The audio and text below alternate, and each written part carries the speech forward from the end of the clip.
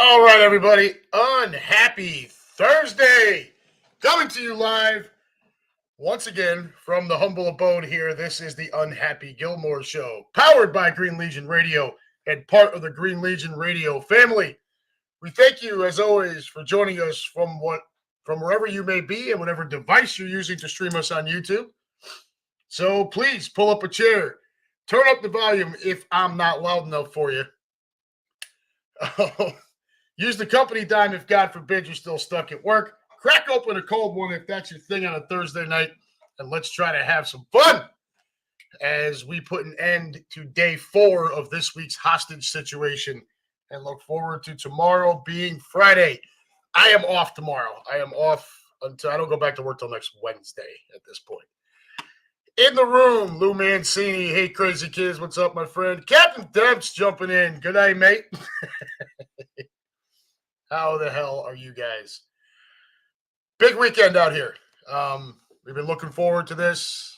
You know, birds only come here once every 8 years, so we certainly look forward to that every time they do come out. And obviously been looking forward to this particular weekend once we got the actual schedule release telling us when our boys would be in town. Cap asking Naya wants to know, where is your son?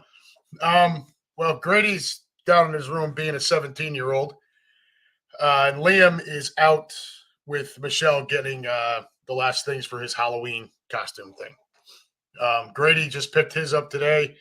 He is going to be Tyler Durden, and him and his buddy are going to do the thing from Fight Club. So they went to Goodwill or whatever the hell it was and found stuff that was close enough. Didn't spend a whole lot of money, and there we go. Steven Suter in the room, Green Legion Invasion. Yeah, man. I mean, we've been chomping at the bit for this. So we knew the birds were coming here this year. We just didn't know when. And then schedule gets released, and bam. Last weekend in October. It looks like we're going to do pretty well weather-wise. Looks like low 60s on Sunday for the game. And sunny. So, excuse me. So, really not much to complain about there. I've said it a bunch of times here on this show. We've had years here where around this time of year coming into Halloween. Last year it snowed on Halloween. Not heavy snow, but it was cold and, like light snow. And then we've had years where it's been 75 degrees. So you just don't know. You hope for the best. Given that we also went to New Orleans, and New Orleans was the third week of this football season, third week of September, basically. Ideally, the Cincinnati dates and the New Orleans dates flipping would have been perfect. Although I'll tell you what, third week of September here, it was hot. It was 90-ish here, so certainly not the sweltering swamp heat that we faced in New Orleans, but it was definitely warm here. Keenan Harmon in the room. Pam gave me a head cold for our anniversary. How romantic. Oh, jeez. And there is a lot of nasty shit going around. Liam was down for the last couple of days. Brooklyn's got it now. I had a touch of it Tuesday, Wednesday. Felt better today. So just making sure we get plenty of rest coming into this big, huge weekend that we've all out here been looking forward to. I know a lot of you, especially like Cap and stuff, people who go on, all the trips or a lot or a bunch throughout the year. I know Cincinnati's not exactly the I got to go to Cincinnati for 4 days, but for us out here, it's a big deal. We are the Midwest Eagles nest out here. This was something that myself and my friend Mike started. We've got our own business cards now, which is pretty cool. You see that image there. What that is, I know the glare off the light here is a little much, but so that building there is the back porch saloon where we gather. And then there's that kind of like evil looking bright green eagle looming over the top of it. What I did was I found an image of the mind flare from Stranger Things when it's looming over the top of like the high school in the show. And then I grabbed a picture of the back porch and I grabbed that eagle and I'm like, who can do this for me? Well, it was Stephanie. Yes, the VP of the Green Legion. She created that image for us. And so we put it on these business cards and on the back, can't believe I forgot to do that. On the back, Midwest Eagles Nest, our QR code for the Facebook group, and then the details for the back porch saloon address. So what we're going to do is while we're down there this weekend, because I've got a ton of people from the group coming down along with a bunch of their friends. We've got 2 cases of these things that we're going to hand out to a bunch of our regulars and have them. Chances are we're going to run into people who live out here who, it's been, Mike and I both have said numerous times over the years, there is a lot of green out here. It's just scattered, right? And we need something to pull it all together. So the group that we've created, that's what we're trying to do, obviously. And now the Birds coming to town, these business cards. I'm sure there's going to be a lot of people downtown this weekend, whether they're at the Green Legion events or not, that are going to be from this area and are Birds fans that just don't know about us yet, despite the fact that we push it. I mean, I'm out there all the time, social media wise, pushing it. Everybody in the group does the same thing. Mike, anybody who walks in the back porch who has an Eagles hat on, a Phillies hat on, a Flyers hat on, a Sixers hat on, or whatever, he grabs them, shows them our nest, and tries to get them on board. So we're going to try to take advantage of this weekend and do the same thing. All right. Blue Man City, next Thursday, I will be 60. What the fuck? Holy Christ.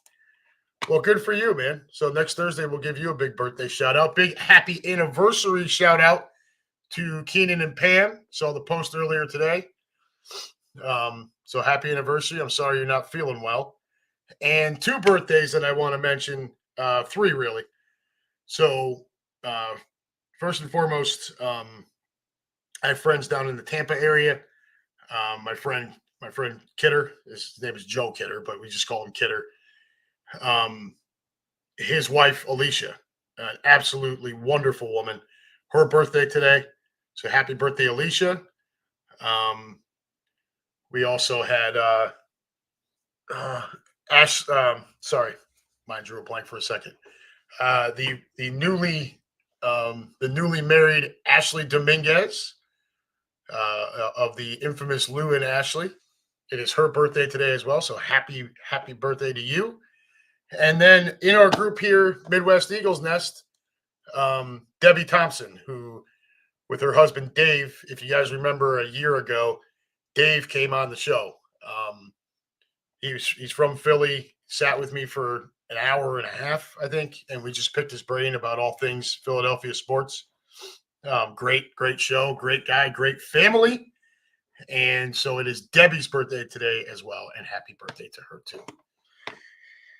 Dave Califoot in the room. Sorry, guys, my radiator crapped out in California. Oh, man. Well, are you near the beach at least? Man, I'm sorry to hear that, brother. Hopefully that cleans itself up soon. All right, down to the business end of things. And then we've got some more Green Legion stuff to discuss, as I promised my folks in my group that I would do. Everyone, we are proudly sponsored by Cheerleaders Gentlemen's Club, located at 2740 South Front Street in Philadelphia, just minutes away from the sports complex. Cheerleaders brings you the area's most beautiful women on 5 different stages. Open 7 days a week from noon until 2 a.m. and until 4 a.m. on Fridays and Saturdays. Call 215-467-1019 1980 for all of your group and party package information. Also offering free parking, a full menu, daily drink and food specials, a premium selection of cigars, and a cigar lounge. If you're looking for a place to watch the game, can't make it out to the link, to the arena, to the bank, whatever, head on over to Cheerleaders and enjoy the 75-foot HDTV wall, as well as HDTV screens throughout the club. Once again, folks, that's Cheerleaders Gentlemen's Club, located at 2740 South Front Street in Philadelphia. Call 215-467-1980 for all of your group and party information. Okay, so, well, you can only be watching this on YouTube, so please make sure you're sharing this everywhere. Not just this show, but the Green Legion YouTube channel. We want to flood the interwebs with the Green Legion and with Green Legion Radio. And you can catch us here anytime we go live through our StreamYard channel. All right? So that takes care of that. Steve, big cans and Cincy all weekend. So how many? There's a lot of you coming out. Like the Green Legion legends, right? Like there's a bunch of you coming out. I'm pretty sure.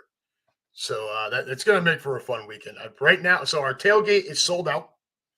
Let's get right down to it here. We'll talk to this for a few minutes, and then we'll move on to Boner of the Week and this week's game. So tailgate is officially sold out. Either last night or this morning, it hit the threshold. 400 people tailgate here in Cincinnati. The pep rally, as far as I know, on Saturday night still has availability. And I'm not just talking to the folks in Cincinnati or to the folks in Philadelphia, the folks out here in Cincinnati. And I can tell more people are watching than are commenting, but that's okay.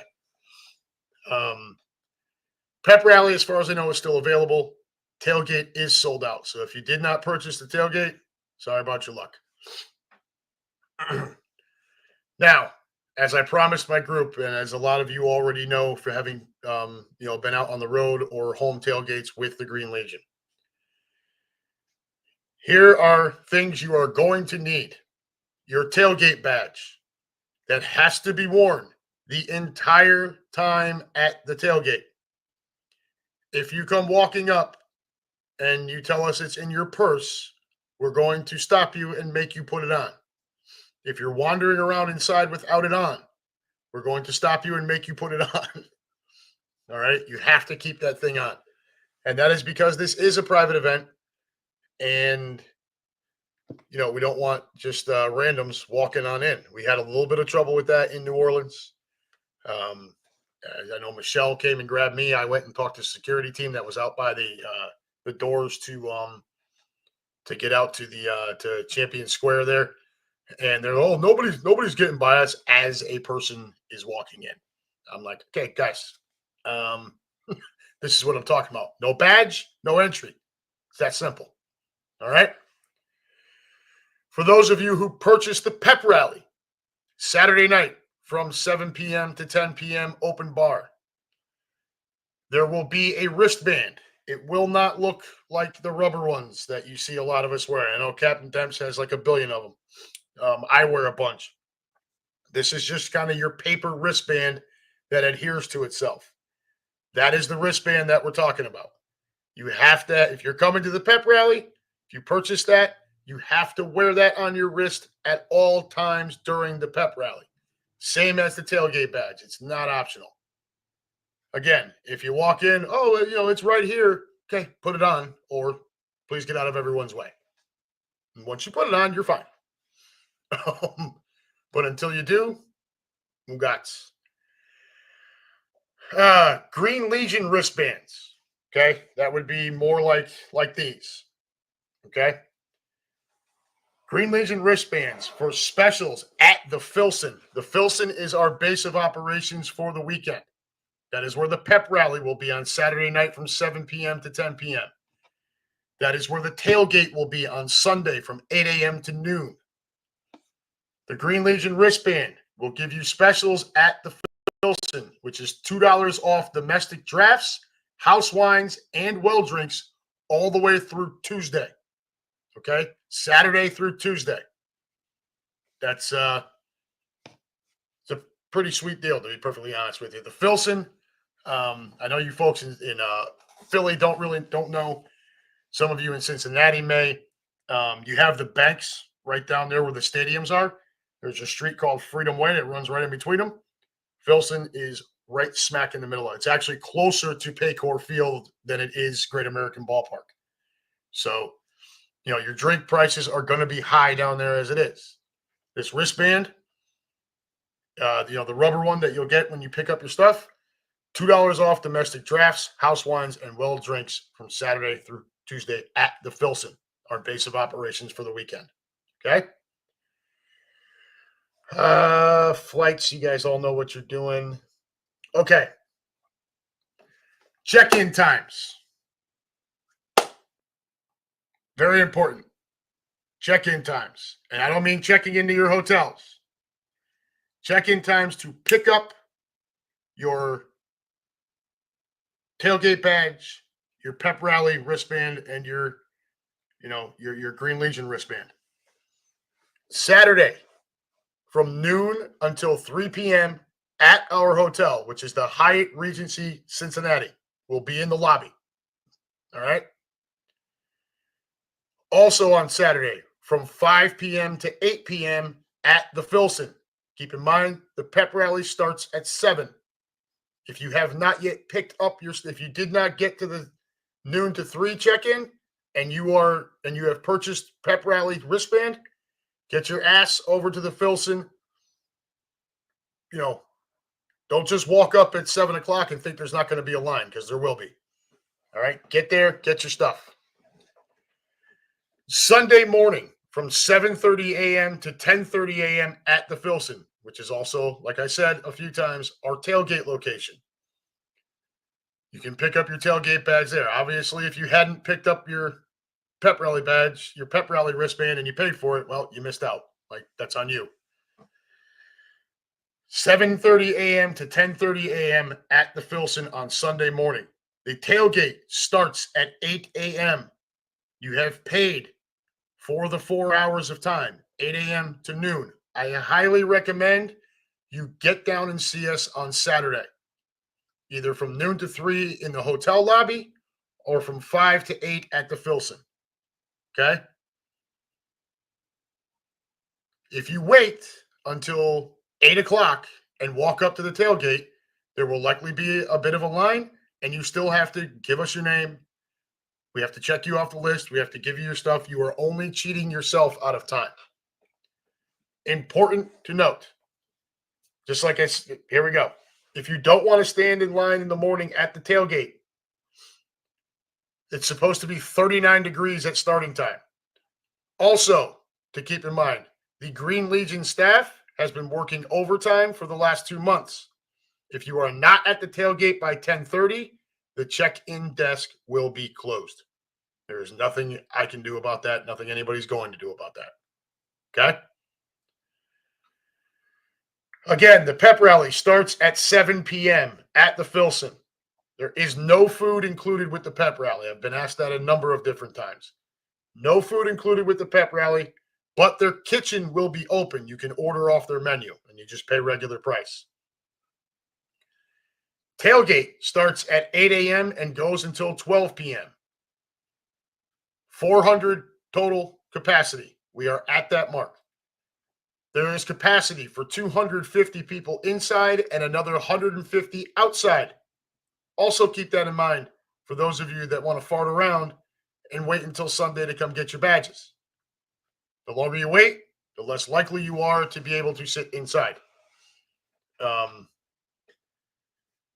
Dress warm is all I can tell you. Now, look, the high for the day is only 62 degrees.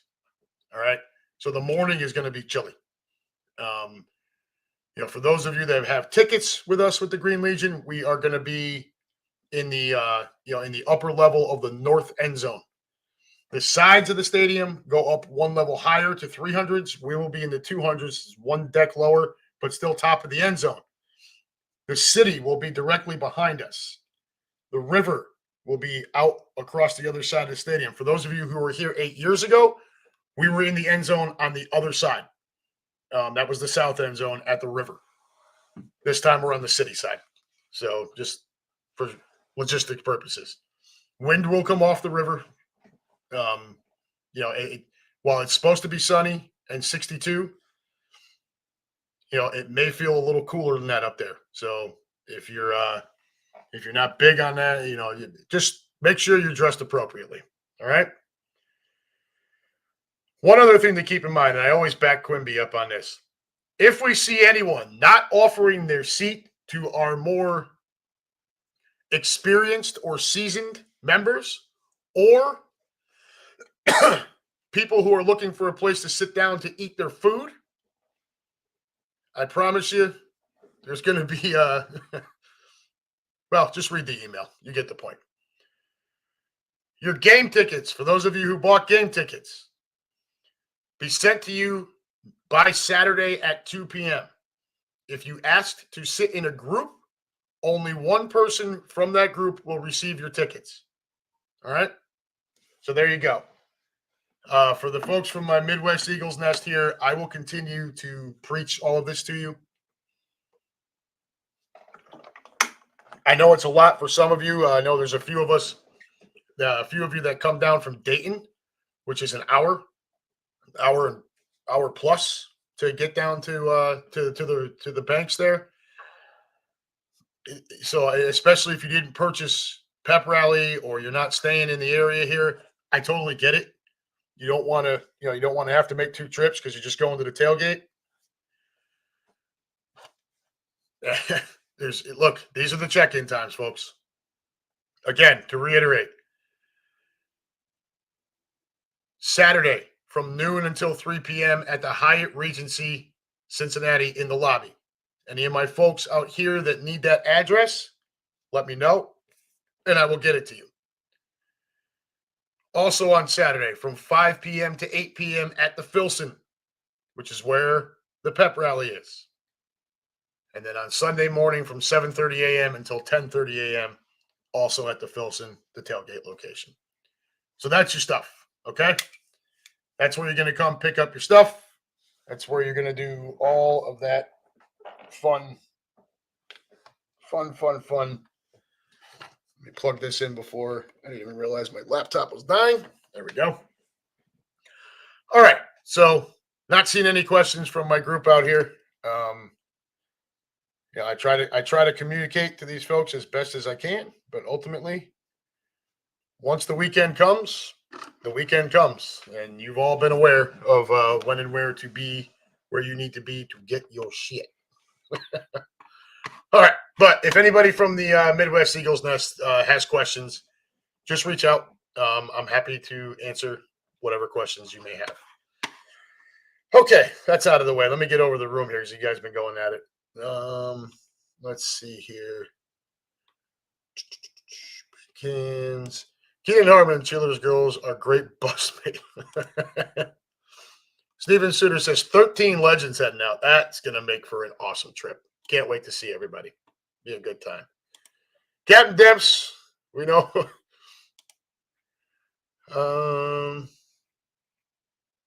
Lou Mancini. Browns, Jets, or the doctor who cleared Tua are a few of my guesses for Boner of the Week. David Califoot. Texas fans throwing trash on the field and acting like babies. Go Dogs. Not bad. Keenan, Lou, my vote is the Sixers load management on first game gets my vote. Let's see.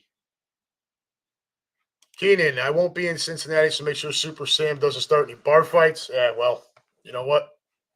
I pity the fool that started a bar fight with Super Sam.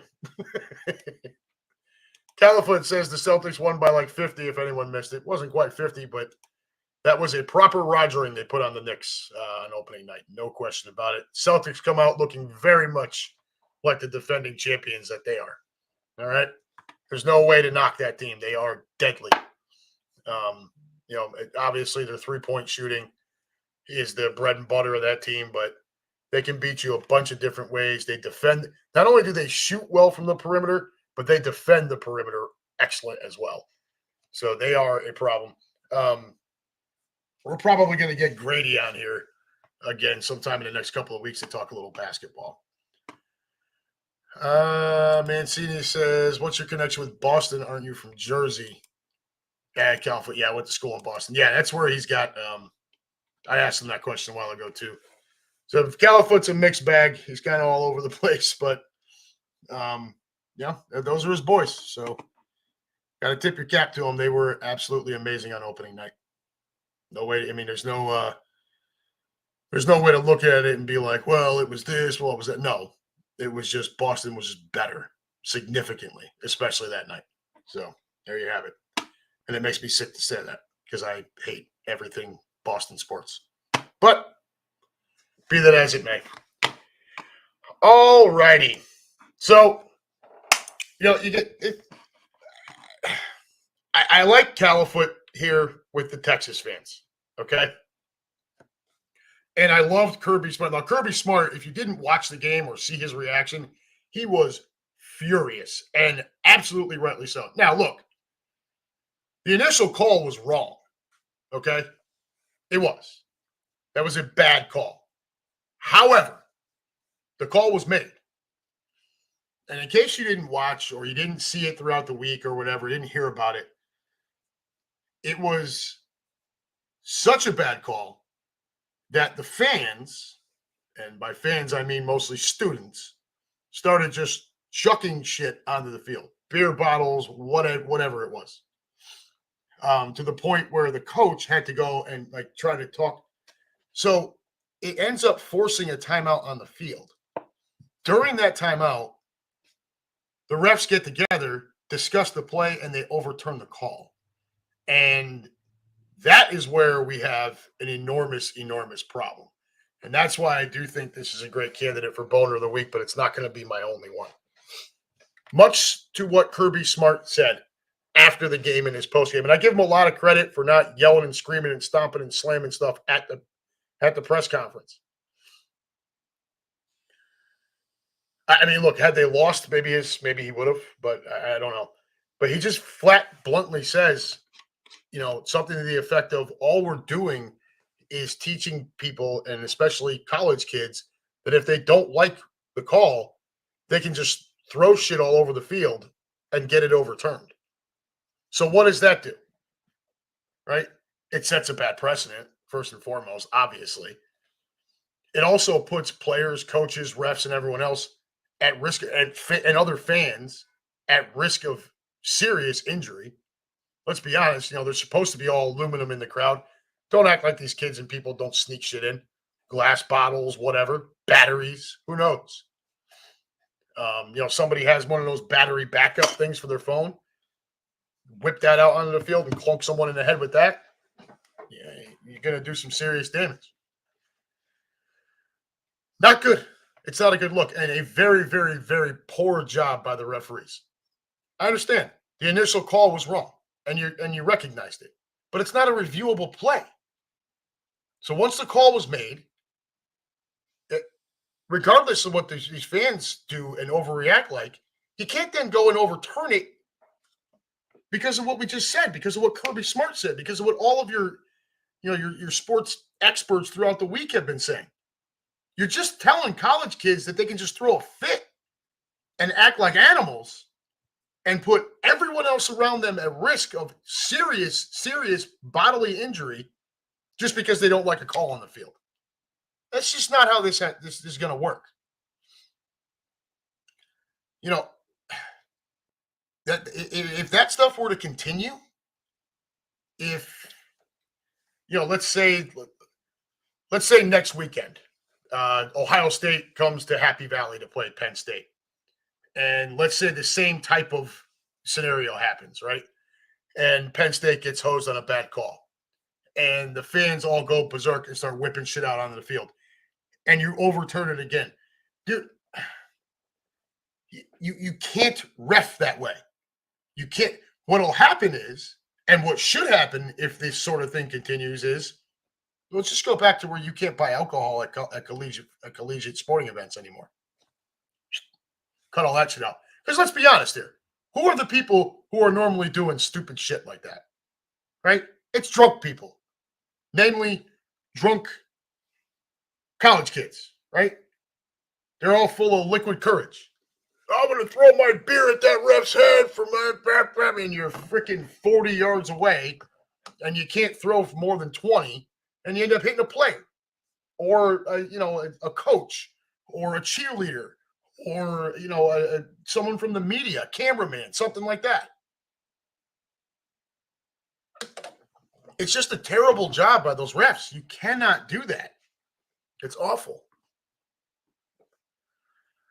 Dave Califoot, sorry, Lou, trying to pay this $4,000 yes, Yakos. No, who cares? But no, you can't. You just can't set this precedent. Once you open that Pandora's box, you're just setting yourself up for just look. I know personally, if that kind of crap continues, I would 100% support cutting off alcohol sales altogether at collegiate events. Period. First of all, you can't act like that. All right. And then you can't then, for the refs, you can't then basically reward that crowd for acting that way. That was one of the crazier things I'd really ever seen. And yeah, definitely boner of the week material right there. Shame on those refs. And shame on the kids in the crowd for throwing all that shit on the field. Grow up. You're not a frat house, freaking morons. What was the other suggestion? Oh, the Sixers. Yeah, I can't with the Sixers. Like, is anybody really surprised with the load management that Embiid's not going to go back to backs? He's not going to play in any back to backs.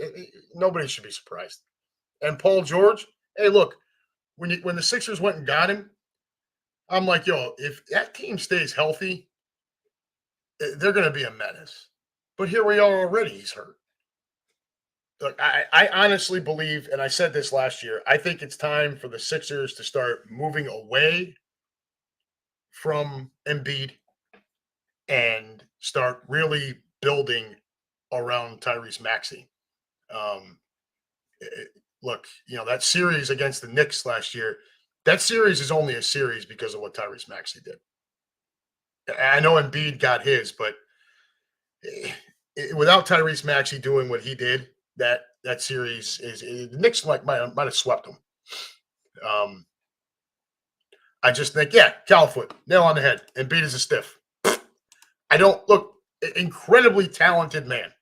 All right. But for somebody that big, he hits the floor way too often.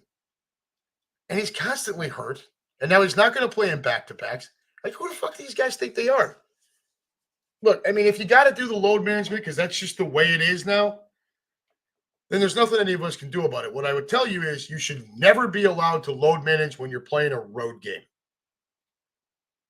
Okay? Your home fans get to see you 41 times a year if you play all of them. Do it at home. When you're on the road, just take a guy like LeBron James, for example. He shouldn't be able to go play against Portland, the Lakers against the Trailblazers, and LeBron's, I'm taking tonight off. No, not on the road. Unless you are legit injured, no, not on the road. Because it's not fair to the fans who pay an obscene amount of money to go see these guys, see these games. It's bullshit. I'm not a fan of it at all. But if you're going to do it, it needs to be forced. They need to force them to do it at home. Problem is, how are you going to force it? All you have to do is say, he twisted his ankle at practice.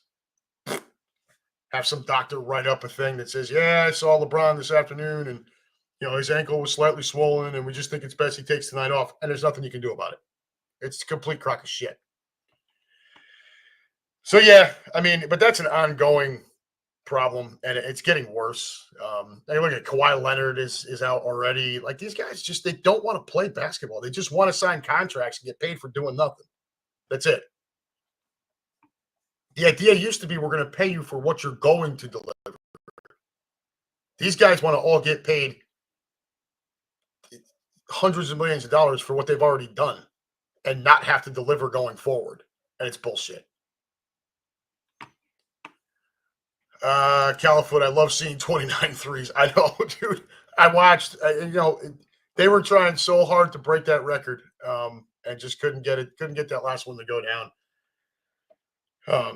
Yeah, just beat down.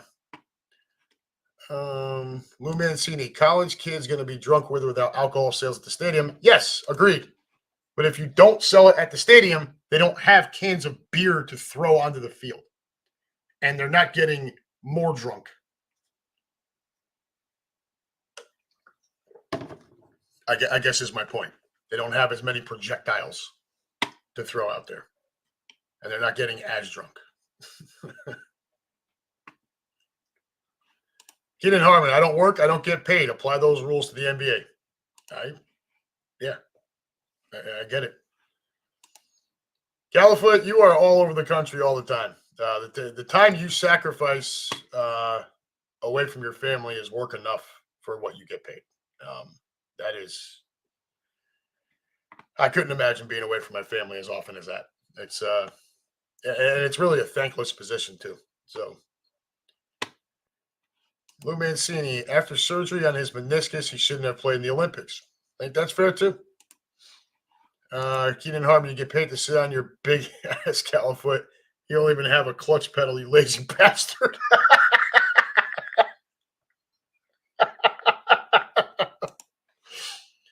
Oh, man. Wrapping up the boner of the week. How about Aaron Rodgers?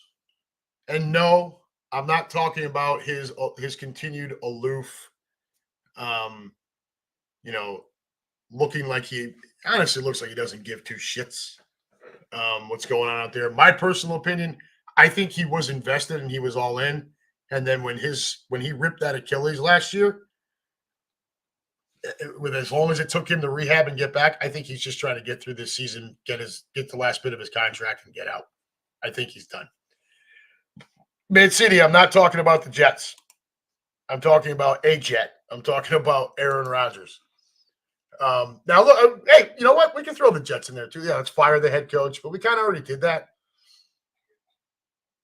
Aaron Rodgers, who doesn't look like he gives two shits what goes on in the field. I'm sorry. Aaron Rodgers, who got his head coach fired, who has brought in all of his buddies, right? Nat Hackett, who's now been demoted. Lazard is there. He had Randall Cobb there. And now, what's his face? The other wide receiver he just brought in. Why the hell am I drawing a blank on his name? He brings all of his buddies in there and doesn't look like he gives a shit. And gives so little of a shit. And I don't know if any of you saw this. On camera in their last game. You can look it up. There is YouTube video. Aaron Rodgers picked his nose and ate it sitting on the Jets bench. It's a fact. We can, you know what? Let me see if I can find it and see if I can get it played for you guys. It's absolutely gross. Absolutely gross. Let's see. YouTube. I didn't believe it at first because I didn't watch the game. Aaron Rodgers eating boogers. There we go. This is all the videos of him trying to. Yeah, here we go.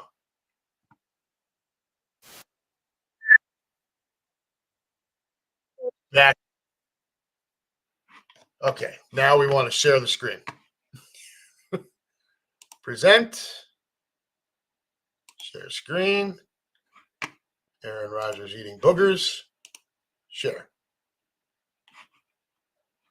And we want to blow this up. Thursday night game against Houston on Halloween. Look at him. At MetLife. Ah! This year, watch it again. The Thursday night game against Dig Houston in there. on Halloween at MetLife. And eat it. Ah! One more time. Thursday night game against Houston Picking on Halloween boogers. at MetLife. Oh, you gross bastard. You want to talk about boner of the week material? Doesn't get much more disgusting than that. Right on national TV. So this guy just doesn't care. He just doesn't. He's got his buddies there. Califoot, nothing wrong with it. I eat boogers when I drive. Yeah, dude, nobody's got, there isn't, tens of millions of people watching you on television, right? This is Aaron Rodgers, quarterback of the lowly Jets. So congratulations, Woody Johnson, once again proving to all of us that you're a terrible NFL owner, marrying yourself to a guy who didn't give two shits on his way out of Green Bay, appeared for about 5 minutes that he cared in New York, very much gives the appearance now that he does not give a flying shit anymore,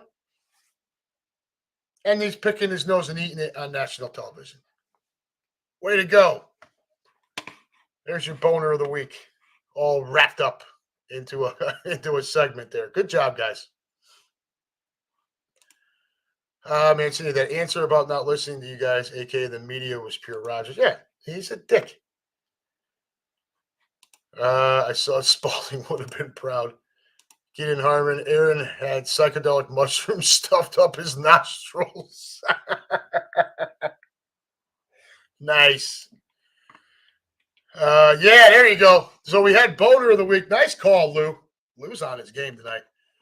Nice call. So we had the boner of the week with the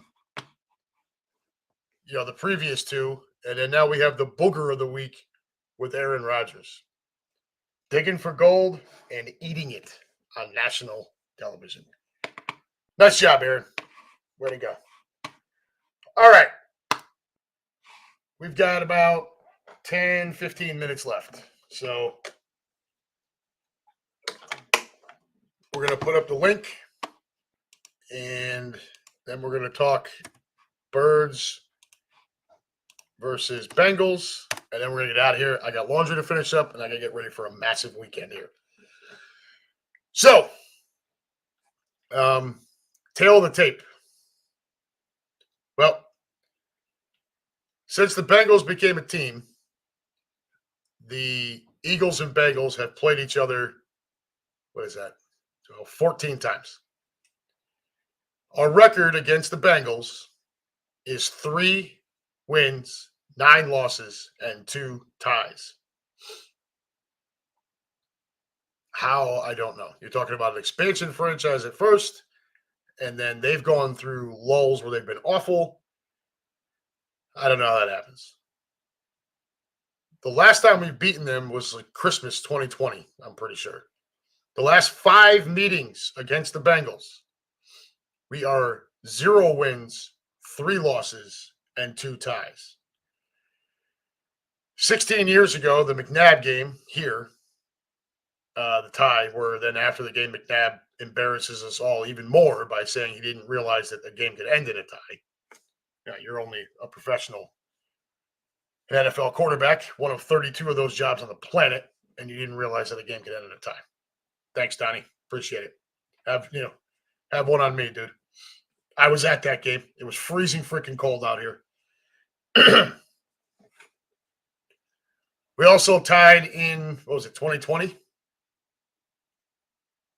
Yeah, that was horrendous. And now here we are. So 3 wins, 9 losses, 2 ties overall. 0 wins, 3 losses, 2 ties in the last 5 meetings, in the last 24 years. And the Eagles have never won a game here in Cincinnati. Never. 14 times these two teams have played. I forget what it is. Let me see. Eagles versus Bengals history. The football database. There we go. At Cincinnati. 1, 2, 3, 4, 5 times. 5 times we played here in Cincinnati, right? God damn it. Get this stupid ad out of my way. 1, 2, 3, 4, 5 times. 0-5 here in Cincinnati. Look, we exercised one demon earlier this year. We had been 0 for our last 3 in New Orleans. We took care of that one. Now, it's time to exercise another demon and get that W here in Cincinnati. Keenan Harmon. Defense is improving over the past couple of games. Now, if we can get the offense to play with urgency in the first quarter. Agreed. 100% agreed. If we're not going to score points in the first quarter, I want it to be because we're grounding and pounding and soaking up the clock. Let's say we kick off to the opponent first, which is what I always prefer.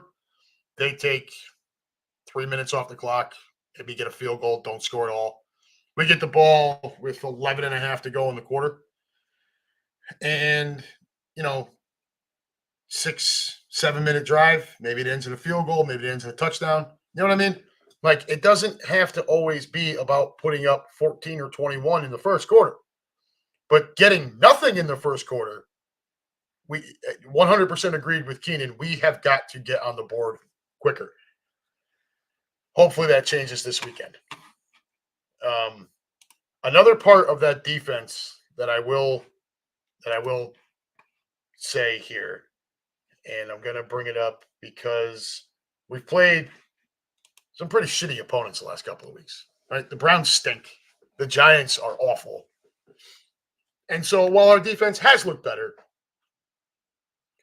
we also have to understand that we're not exactly playing the Kansas City Chiefs. That is not the website, Adam. So I thought something was interesting here where we are looking better defensively. But it's not, maybe against bad teams, but there's another piece to this. We've been getting after the quarterback better. Our defensive line has looked better. It may be time to admit that Jordan Davis is a bust. Okay?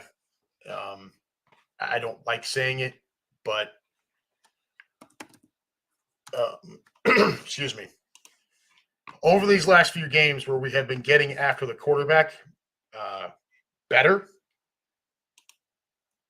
the other noticeable thing is the snap count percentage for Jordan Davis has fallen off a shelf. Absolutely fallen off a shelf. And Califoot, don't you dare try to defend him just because he's from Georgia. Okay? The kid's been not good. So, let's go back a couple of games here. Previous game. One more. We'll go to the Tampa game, which was a disaster. Oh, that's Cleveland. What the fuck? Bear with me here, guys. Sorry, bad radio. All right, so Tampa. We got lit up like a Christmas tree against Tampa. This is not all the defense's fault. The offense was awful and couldn't keep them fresh. But the defense got lit up pretty bad. Let's see here. Snap counts. On the defensive side, Jordan Davis against Tampa, 48% of the snaps. Okay. Now, we will come forward to the Browns game where we bludgeoned.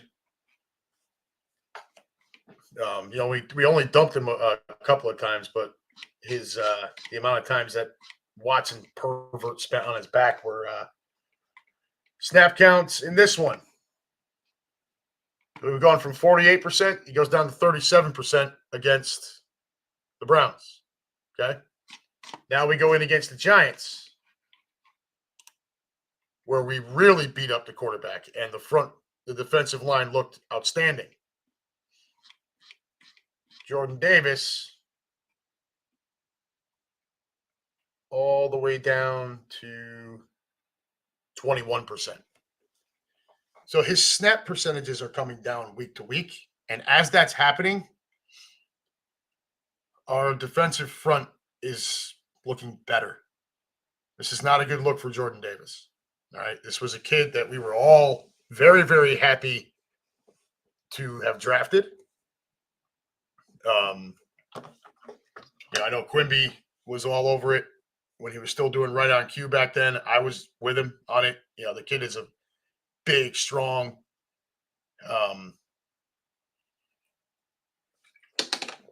it just hasn't panned out. Last year he was actually looking decent. He had a huge game against Buffalo, and we didn't hear from him the rest of the year. This year we've not heard from him really at all, except for the New Orleans game, where him and Carter both were, really the entire front just mauled New Orleans that afternoon. But I do think there's something to be said for the fact that we are getting more pressure without him in the lineup as much. And it's something to watch coming into this week with the Bengals offensive line. Again, not great. Joe Burrow does hold the ball for a long time, and he can be had. And so it's going to be interesting to see how Davis, what he looks like out there. Maybe this lights a fire under his ass. That's what we all want, right? You don't ever want to take a kid that high in the draft and then a couple of years later be looking at him as, look, are we even going to give him a second contract? You want something to light a fire under his ass. Part of the benefit of drafting Carter, aside from his obvious physical skills, was the fact that him and Davis are buddies, and it was supposed to help Jordan Davis. And it appeared to have worked for a while last year. And now it's not working as much. I don't know. I just know that it's there. Okay. I know that we've looked better with the push up front, the less amount of time that he's been on the field the last few weeks. So hopefully that changes, but right now, don't know. And Califoot thinks he's going to get a rise out of me with the Dodger stuff. Nobody cares. That's tomorrow night. You can throw a fit all you want, but numbers are numbers, dude, and it doesn't lie. Just like Aaron Judge needs to show up in the World Series in order for Jordan Davis to get back in some good graces here, he's going to have to make the most of his snaps. He was only on the field for 12 plays against the Giants. Okay. That's just not, it's 21%. If that drops again this week without him being on an injury report, then they're telling you something. They're definitely telling you something. I think they might be telling you something already, but we'll have to wait and see how that goes. As far as the tail of the tape for this weekend, look, the Bengals are given 2.5, but they're the home team. And Califoot, you can back me up on this. The Vegas rule is what? 3 points for the home team. So basically what they're telling you is that this game is, on a neutral site, is a dead even. And I kind of agree with it based on the way these, and I know the records don't reflect it, but based on what we've seen from these two teams so far this year, and I think the tandem of Jamar Chase, and T. Higgins, slightly better than A.J. Brown and Devontae Smith. A lot of that being because of Higgins' just size overs. Because, look, your number one wide receiver is A.J. Brown versus Jamar Chase. Chase is a little bit faster. A.J. is much stronger. Chase may run better routes, not by much. But then you look at a 50-50 ball situation, I'd rather have A.J. Brown. The number 2 wide receiver spot, look, we've all talked about Devontae Smith at length about how much we love this kid, how he may be the most talented wide receiver on the roster. He just doesn't have the physical size of A.J. Brown. T. Higgins is a taller receiver. He's a matchup pain in the ass. And my son just walked in. Neil don't like it. So I'm still going here, but just for another couple minutes. So when you look at it that way, maybe slight advantage Bengals. Okay, they do have the better passer. Okay, let's be honest here. Jalen Hurts is a better athlete than Joe Burrow, but Joe Burrow is a better passer. It's really not up for debate. It's not. He's a stronger arm. He's a better thrower. Problem with Burrow is he will sit there in that pocket and think that even with just a shred of daylight, he can make any throw. And a lot of times he can, but it also leads to a lot of sacks. So unless he decides to all of a sudden start getting the ball out quicker, I would expect our defensive front to be able to rattle him and get in his face. In the backfield, it is clear advantage Eagles. Okay. The Bengals went ahead and let Joe Mixon walk away. I don't totally blame him. We talked about this, I think, before too.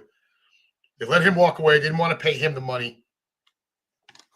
And the thought was that was because they were going to pay their wide receivers.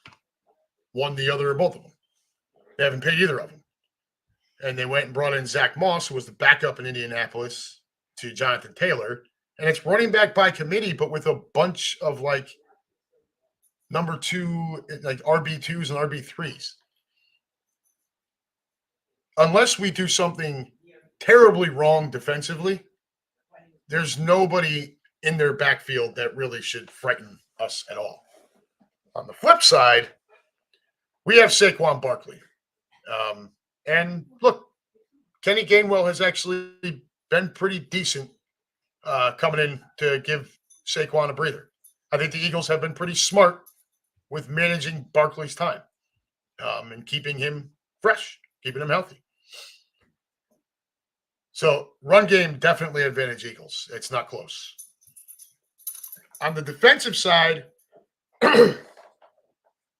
offensive line, I would normally say advantage Eagles as well, but Mekhi Becton is hurt.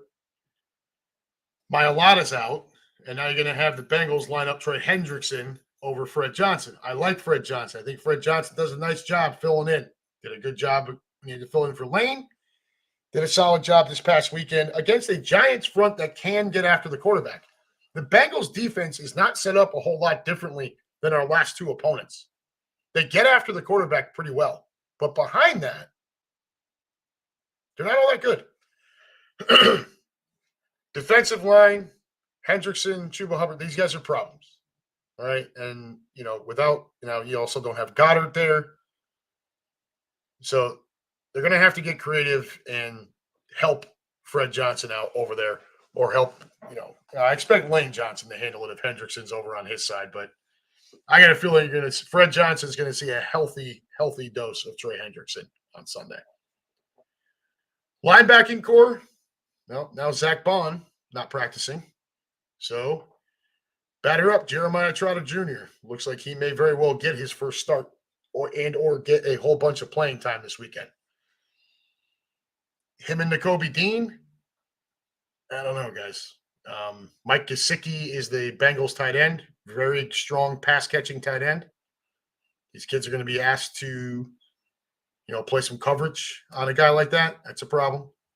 I'd rather see maybe Cooper DeJohn slide down and try to come over the top of him. We all know Fangio plays zone behind the front four anyway, so it really doesn't. The one-on-one matchup isn't really that big of a thing. Our pass rush just needs to continue doing what they're doing the last couple of weeks. Hopefully, with a pissed-off Jordan Davis involved in that mix. Thanks, Cap. Appreciate it, brother. We'll see you Saturday. Be good.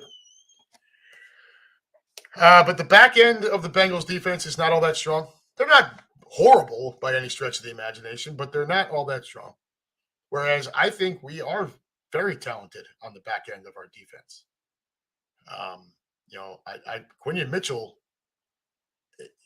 looks the part, right? I would love to see Isaiah Rodgers push Slay out of that other corner spot, and have us go out there with Mitchell, Rodgers, and Cooper at the slot corner. But until it happens, we'll just have to wait and see. I like our safeties better than I like the Bengals safeties. I think the kickers can be a push. Jakey's clutch. Evan McPherson had a nice rookie season. It's not like he's been terrible. He's just been a kicker, right? So, I mean, overall, when you look at it, where one team has a strength, the other team has a strength to kind of counterbalance. So the line doesn't surprise me at all. Look, if we play, we're going to find out some things about our Birds this weekend because the Bengals pass offense is elite. It's legit with Burrow throwing to Chase and Higgins. We're going to find out. Can we get after that quarterback? Can our corners hold up against these two, top-end receivers? Jamar Chase is one of the best receivers in football. T. Higgins is probably a low-end number 1 receiver. He just happens to be a 2 on this team. And then they've got this kid Josivach as a wide receiver 3, who I don't know how good he would be if it wasn't Joe Burrow throwing the ball, but it is Joe Burrow throwing the ball, so you have to take that into consideration. Look, you want to put a gun to my head and make me give you a prediction? I don't think we're able to keep them off the board entirely. I also don't think they're going to keep us off the board either. I will take the Birds, call it like a 31-28, 31-24, something in that range. I would take the over because I think both teams are going to be able to score points. Bottom line, guys, we've never won here. And we're 0-3-2 in the last 5 here. And we're 3-9-2 against them overall. And I want all of you to remember that, just like I told my nest out here. I want all of you to remember that, especially you folks coming out to the game with us here. Remember those numbers when we walk out of that piss palace of a stadium with a freaking W for the first time. That's where we're at. Califoot says Bengals win Sunday, give the 2.5. You know, will you stop? You never even showed up in New Orleans to collect the case I owed you from before. It's enough out of you. All right, guys, girls, I'm going to hit it here. I've got a lot of shit to do in a very short time to do it. So I'm going to call it a night. I want to thank all of you for joining in. Cannot wait to see those of you that are heading out. Going to be a big, fun weekend here. Not something we can always say in Cincinnati, but I'm definitely looking forward to seeing a lot of you come out here. I will be at all the check-ins. I will be at the pep rally. I will be at the tailgate. I will be on the pregame show with Quimby and likely Captain Demps. And we are going to have ourselves a kick-ass weekend. Like I tell everybody all the time, and I tell even for our group here, it's the same message. Cannot promise you the outcome of the game, but I can promise you it's a kick-ass time with the best group of Birds fans that there is. Folks, take care. Enjoy the rest of get through the rest of your week. Enjoy the upcoming weekend. For those of you traveling out here, please stay safe. And I'll see you when you get here. For the rest of you, don't do anything I wouldn't do. Remember that Judge is not back in until Monday. And as always, folks, go Birds.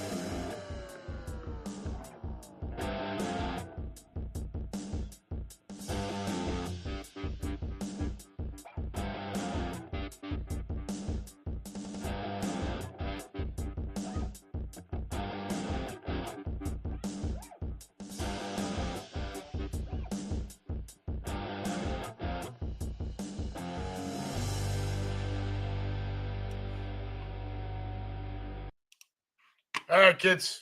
Take care. We love you.